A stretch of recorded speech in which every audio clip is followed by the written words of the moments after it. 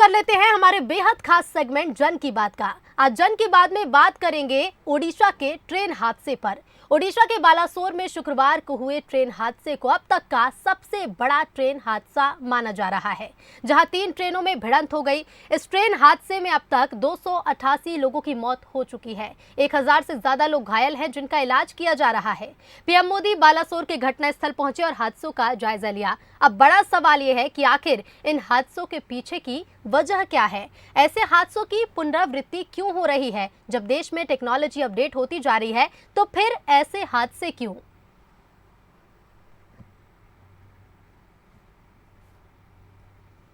और इसी मामले पर ओडिशा के सीएम नवीन पटनायक ने क्या कुछ कहा है, सुनवाते हैं। By this extremely tragic train accident, I have to thank the local people, the local teams and others who have worked overnight to save people from the wreckage. Sir, don't you think this railway, the safety should be given preference instead of speed? Railway safety should always be given the first preference. First priority to people suffering. The people have been taken to hospitals here in Balasore, also in Cuttack, so that they recover as fast as possible. तो वहीं जन की बात में इन हादसों को लेकर लोगों की राय ली संवाददाता कुलेश्वर पांडे ने। उड़ीसा में जिस तरह से रेलवे हादसा हुआ है, निश्चित तौर पे काफ़ी दुखद है। लोग भी काफ़ी इसको घटना को काफ़ी दुखद देख रहे हैं और हमारे साथ आज कुछ युवा है, उनसे बात करेंगे कि इस घटना में क्या बोलना चाहेंगे। लगातार हम देख रहे हैं कि रेलवे में हादसे काफ़ी बढ़ते आ रहे हैं, ट्रेन आपस में टकरा रहे हैं, कैसे देखते हैं आप? इसमें अब देखिए, अब घटना बहुत ज़्यादा बढ़ता जा रहा है, तो इसमें ट्रेन को अपडेशन लाना चाहिए, जैसे पावर ब्रेक, ब्रेकिंग सिस्टम, या जो चालक है उनको एक अच्छा बता सकते हैं। एक ही पटरी में 3 ट्रेन आप घुसा दे रहे हैं, अलग ही बात है। एक और हम वंदे भारत ट्रेन चला रहे हैं पूरे देश भर में, दूसरी बार अगर हम बात करें तो ऐसी घटना हो जा रही है, क्या लगता है, क्या सुझाव देना चाहेंगे आप?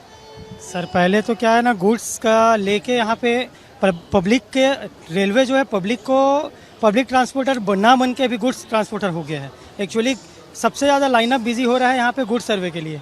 को रेलवे को इतना थोड़ा ध्यान देना चाहिए कम से कम पब्लिक के लिए, खासकर स्पेशल ट्रेनों में पैसेंजर बोगी 1 या 2। अरे भाई पैसा तो वो भी दे रहे हैं ना, तो उसमें तो इंक्लूडिंग करना चाहिए उनको। सर क्या लगता है कि अभी जो वर्तमान में जो ट्रेन चल रही है उसी को अच्छे से परिचालन करना चाहिए सरकार को, क्योंकि नए ट्रेन तो हम ला रहे हैं, लेकिन इस तरह की अगर घटना हो जा रही है तो उसमें कौन जवाब देगा? जवाबदारी तो पूरा सरकार की ही है, क्योंकि लाइन क्लियर कैसे हुआ नहीं हुआ और उसी के समय पे वो 3 ट्रेन कैसे आ गया, ये तो नॉर्मल सी बात नहीं है। 400 लोगों की जान गया है, 300 लोगों की जान गया है, तो बहुत बड़ा मुद्दा है ये। एक्चुअली ये सरकार का पूरा नाकामी है। सरकार का नाकामी मतलब ये नहीं कि एक ही को मायने रखा जाए, क्योंकि देखिए हर ट्रेन अभी लेट हो रहा है। कोई ट्रेन में कोई मतलब कि हम लोग ऑफिशियली जाएंगे तो हमको पता नहीं कि कितने टाइम पे पहुंचेंगे। ये तो एक बहुत बड़ी मुसीबत बनते जा रहा है ट्रेन लाइन। ऊपर से हम लोग इतना डेवलप हो गए हैं, बाकी कंट्री में हमको सोच आ जा रहा है कि बहुत डेवलपमेंट है और मतलब कि इंडिया में, लेकिन मुझे नहीं लग रहा है कि इतना डेवलपमेंट रेलवे में हुआ है कि वंदे भारत ट्रेन उधर चलाए और इधर हम लोग लोकल में मरते रहें। तो कुछ फायदा नहीं है मेरे हिसाब से, ऐसे उधर ट्रेन चला के इधर मारते रहे लोगों को। ये जो बात करें तो कोई पहला बार नहीं है रेलवे हादसा, हम लगातार देख रहे हैं कि ऐसे कई सारे तस्वीर नजर आते हैं, लोगों की जान जाती है। क्या सजेस्ट देना चाहेंगे आप? सिग्नल सिस्टम को थोड़ा अपडेट करिए। और क्या है, जनरली लोकल इंसान ही तो सामान्य व्यक्ति ट्रेवल करता है, नेता तो आता नहीं है ट्रेवल करने। उसके लिए तो जहाज है या फिर जो भी है, या तो कार में चलता है। आम इंसान की ज़िंदगी के साथ प्रॉपर खिलवाड़ किया जा रहा है। हम तो टिकट का पैसा दे रहे हैं ना भाई, अपनी ज़िंदगी लेकर ट्रेन में बैठ रहे हैं, तुम तो हमारी ज़िंदगी के साथ खिलवाड़ कर रहे हैं। इसी जो ट्रेन हादसा हुआ है उड़ीसा में, इसमें क्या कहेंगे? सर और सिग्नल लापरवाही के कारण ही हो रहा है सर। एक्चुअली सर जैसे भैया बोले कि कॉमन व्यक्ति केवल यात्रा करता है और बड़े बड़े लोग हैं तो अपने साधन से जाते हैं, तो प्रॉपर इसमें जो सिग्नल का जो है ना प्रॉब्लम है उसको सुधारना चाहिए, उनको अपडेट करना चाहिए। और भी हमारे साथ यूथ है, बात करेंगे। सर, ये जो लगातार रेलवे हादसे हो रहे हैं, उड़ीसा में भी ताज़ा घटना को जानकारी होगा, क्या कहेंगे? सबसे पहले तो मैं ये जो घटना हुई है इसमें जो भी पीड़ित हैं उनके प्रति संवेदना व्यक्त करता हूं, और रेलवे प्रशासन को इसको एक सबक की तरह लेना चाहिए। और ये जो ट्रेन घटनाएं हो रही हैं ये हमारे प्रशासन के ऊपर भी और हमारे टेक्नोलॉजी के ऊपर भी खड़े करती है। जहां हम एक और कवच सर्विस के बारे में बात करते हैं, लेकिन उस कवच को हम प्रोजेक्ट के इम्प्लीमेंट नहीं कर पा रहे हैं। कवच के बावजूद ट्रेन आपस में भिड़ जा रहे हैं। दूसरा चीज़, हम ट्रेन के ऊपर ट्रेन लॉन्च किए जा रहे हैं, लेकिन जो एग्जिस्टिंग ट्रेन्स हैं हमारे, उनको खुद हम सेफ्टी प्रोवाइड नहीं कर पा रहे हैं। ये एक बहुत बड़ा इशू है। और दूसरा, जो जांच होती हैं वो केवल कागजों में ना हो के हमको एक फुल प्रूफ सिस्टम बनाना चाहिए, ताकि अकाउंटेबिलिटी भी बनाई जा सके इस पे जो भी इसमें पीड़ित हैं। देखिए, अगर हम जिम्मेदारी तय करें तो इससे एक पूरे सिस्टम के ऊपर ही एक जिम्मेदार, किसी एक इंसान को इसके लिए जिम्मेदार ठहराना तो सही नहीं है, क्योंकि जब हम रेलवे की बात करते हैं तो पूरा सिस्टम एक कनेक्टेड है। तो किसी को जिम्मेदार ठहराना अभी तो जल्दबाजी होगा, लेकिन इसके लिए मेरे हिसाब से पूरा सिस्टम और सिस्टम में बैठे हुए लोग वो स्वयं जिम्मेदार हैं, जो पिछली घटनाओं से सबक ना लेते हुए अभी भी इसी तरीके से चल रही सिस्टम और इस तरह से एक्सीडेंट दोबारा हो जा रहे, तो पूरा सिस्टम और उसमें बैठे हुए लोग जिम्मेदार हैं इसके लिए। देखिए, पूरे सिस्टम जिम्मेदार हैं, पूरे सिस्टम को ठीक करने की ज़रूरत है, क्योंकि कहीं ना कहीं हादसा ऐसा नहीं कि रेलवे का पहली बार हुआ है। इसके पहले भी हमने देखे हैं कई हादसे होते हैं, उच्च स्तरीय बैठक होती है, लेकिन उसका परिणाम जो आना चाहिए वो परिणाम कहीं ना कहीं दिखता नहीं है। जिस तरह से यूथ ने अपनी बात रखी, कुछ सुझाव भी दिए और उस सुझाव पे काम करने की बात भी कही। जिस तरह से जो रेलवे के हादसा हो रहे हैं, कैसे देखते हैं इसे और क्या कहना चाहेंगे? देखिए, सबसे पहले जो 300 लोग मृत हुए उनके प्रति हम अपनी संवेदना व्यक्त करते हैं, और जो घायल है उनके शीघ्र स्वास्थ्य की कामना करते हैं। काफ़ी भयावह हादसा था।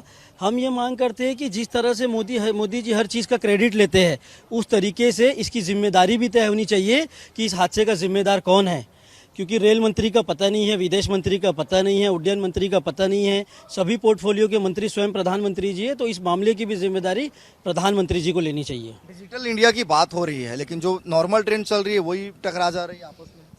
क्या होता है, जब कोई सरकार जब बेच देने पर आती है तो वो सब कुछ बेच देती है। और जहाँ तक रेल की बात है, यहाँ मेंटेनेंस की बात है, ना गवर्नमेंट इसमें कभी ध्यान दे रही है। पिछले 9 साल से मोदी जी की सरकार है और ना उन्होंने कभी कोई इंफ्रास्ट्रक्चर पे ध्यान दिया है, सिर्फ बेच देने की रणनीति पर ही कार्य कर रही है। जैसे युवाओं को लिए इन पर छला जा रहा है, लोगों की मौत हो रही है, उनको कोई फर्क नहीं पड़ता। ये कोविड के टाइम भी हो रहा था। सुझाव देना चाहेंगे रेलवे को या केंद्र सरकार को, क्योंकि आपस में 3 ट्रेन एक साथ टकराई? देखिए, सबसे पहले तो मैं उन परिवारों को ये जो अचानक से जो चीज़ हुआ है, 288 लोगों की मृत्यु हो गई है, 900 लोग घायल हैं, उनको ये दुखद समाचार को सहने का ताकत भगवान दे। और मैं दूसरी बात ये कहना चाहूँगा कि आप देखिए, अडानी की मालगाड़ी चमकाई जा रही है।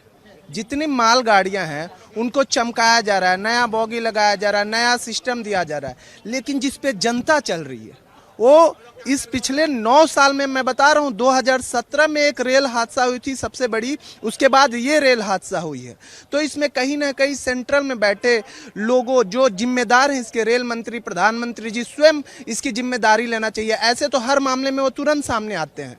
हाँ, जब नोटबंदी करना रहता है तो रात को 12 बजे भी आके और घोषणा सुना देते हैं, लेकिन इतना बड़ा रेल हादसा हुआ है, अभी तक प्रधानमंत्री का एक बयान तक नहीं आया।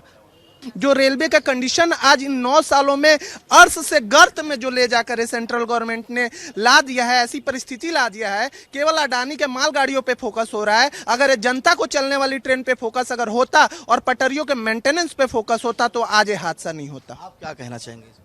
जी, ये बहुत बड़ी लापरवाही का नतीजा है। इतने लोगों ने सीधे रेलवे और सेंट्रल मिनिस्ट्री की जो ये नीति है उस वजह से अपनी जान को खोया है। एक तरफ जो ट्रेनें चल रही हैं वो ट्रेनें लगातार लेट हैं, 24 घंटे तक ट्रेनें लेट चल रही हैं, और अपनी उपयोगिता दिखाने के लिए नई नई ट्रेनों का फीता काटा जा रहा है, और ये बहुत बड़ी लापरवाही का नतीजा है। ये शर्मसार कर देने वाली घटना है। इस तरह की घटना दोबारा नहीं हो, इससे मोदी सरकार को सीख लेनी चाहिए कि सिर्फ वो फीता काटने और झूठी वाहवाही में अपना ध्यान न भटकाएं, इस तरह की टेक्निकल चीज़ों पे भी ध्यान रखें। 70 साल में इतनी बड़ी जो रेल हादसा दुर्घटना हुई है, अभी वंदे मातरम ट्रेन का शुभारंभ करने के लिए मोदी जी ने हर प्लेटफॉर्म में जाकर हरी झंडी दिखाकर उसकी वाह लूटने का जो उन्होंने अपने ऊपर लिया था, आज इतनी बड़ी दुर्घटना की जिम्मेदारी क्या हमारे प्रधानमंत्री जी अपने ऊपर लेंगे? इतनी बड़ी त्रासदी हुई है, 280 लोगों की मौतें हो गई है, कई सैकड़ों की संख्या में लोग घायल हुए हैं। उनके परिवारजनों के ऊपर जो विपदा और जो दुर्घटना हुई है उसके लिए भी जिम्मेदारी अगर प्रधानमंत्री जी लेते हैं, वंदे मातरम की उसकी सफलता और इसके लिए लगातार उन्होंने वाह लूटने के लिए हर प्लेटफॉर्म में अपने भारतीय जनता पार्टी के पदाधिकारी, मंत्री, विधायक और सांसदों ने इसकी उपलब्धि की सराहना की थी। तो आज जो इतनी बड़ी त्रासदी हुई है इसके लिए तो प्रधानमंत्री जी नैतिकता के लिए अपने ऊपर जिम्मेदारी लेना चाहिए। इसको चूक मानते हैं, बड़ा लापरवाही मानते हैं, क्योंकि 300 लोगों की से अधिक लोगों की जान चली। 300 लोगों से अधिक ये रेलवे प्रशासन की सबसे बड़ी ये नाकामी है। जिस प्रकार से रेलवे प्रशासन ये वंदे भारत चला रहा है बहुत ही निंदाजनक है। और जो मुआवजा जो दे रहे हैं कम से कम 20 लाख रुपए देना चाहिए मुआवजा। 10 लाख रुपए में कुछ नहीं होता। क्या कहना चाहेंगे जो रेल हादसा हुआ है उसमें? ये बहुत बड़ी रेलवे की चूक है। जो इतनी बड़ी घटना आज यहाँ पे हो रही है इसके लिए जिम्मेदार हमारे केंद्र की रेल मंत्री और उसकी सरकार है। डिजिटल इंडिया फेल साबित हो रहा है क्या? क्योंकि वंदे भारत ट्रेन की हम बात करते हैं लेकिन लगातार फेल साबित हो रहा है। आप देखिएगा, कभी एक गाय के टकराने से, भैंस के टकराने से वंदे भारत के परखच्चे उड़ जा रहे हैं। पूरे छत्तीसगढ़ में एक वंदे भारत दिए थे, उसको भी उन्होंने बंद कर दिया है। तो ये सिर्फ ना दिखावा का है कि एक बहुत बड़ा ताजमहल दिखा रहे हैं कि बन रहा बहुत बड़ा है, लेकिन असलियत में पूरा खोखला है वो। आज भी अगर हम रेलवे की बात करें तो बहुत सारी अव्यवस्था देखने को मिलती है, ट्रेनों में खचाखच भराया रहता है और जो हादसा हुआ उसमें बहुत से लोगों की जान गई। तो क्या कहेंगे? बार बार जो नरेंद्र मोदी जी की सरकार है, केंद्र की जो सरकार है, हमेशा वो रेलवे से लेके हर चीज़ में विफल इसलिए रही है क्योंकि वो उन्होंने बिना तैयारी के हर चीज़ों को लॉन्च किया है। थोप दिया गया जनता के ऊपर, जैसे जीएसटी को थोप दिया गया, जैसे हमारे ऊपर नोटबंदी को थोप दिया गया, आज हमारे 2000 रुपये नोट बंद कर दिए गए। ये अव्यवस्थाएं और उनकी जो सोच है उसको बताती हैं। उसी प्रकार रेलवे में जाएं तो आज भी वो अव्यवस्थित है, उसका कारण रेलवे है। इसलिए है उनके मंत्रालय ठीक से काम नहीं करते, उनके मंत्रियों को प्रॉपर पता नहीं कि असुविधाएं क्या क्या है रेल में। आज इतनी टिकटें मतलब रद्द हो जा रही हैं, इतनी ट्रेनें, इतने टिकट और हर यात्री परेशान है। उसका एक ही कारण है कि वो इन चीज़ों को प्राइवेटाइजेशन में ले जाना चाहते हैं और इस कारण वो इस सुविधाओं को दे नहीं रहे हैं, प्रॉपर तरीके से काम नहीं कर रही है केंद्र की सरकार उनके चीज़ों को लेकर। इस कारण ये असुविधाएं आज भी केंद्र के द्वारा राज्यों में थोपी गई हैं और जिसका मेन जनता भुगत रही है। कोरोना काल में भी रेल, बस, हर चीज अव्यवस्थाओं की शिकार रही है। देखिए, यदि हमारे साथ यूथ इनका सातपुर में कहना है कि जो वर्तमान में ट्रेनों का परिचालन हो रहा है उसको दुरुस्त करने की जरूरत है, व्यवस्था को और बनाने की जरूरत है। आज भी जो अगर हम रेलवे की बात करें तो वो व्यवस्था नहीं दिखती जो पहले थी। तो कुल मिलाकर रेलवे को और चुस्त होना पड़ेगा और निश्चित तौर पर इसकी जिम्मेदारी किसी न किसी बड़े नेता को लेनी पड़ेगी कि आखिर इतनी बड़ी घटना एक साथ कैसे होकर इतने लोगों ने अपना जान गंवाया। कैमरा पर्सन अभिषेक सक्सेना के साथ में कुलेश्वर पांडे, बंसल न्यूज, रायपुर। तो रेल हादसों को लेकर आज जन की बात में लोगों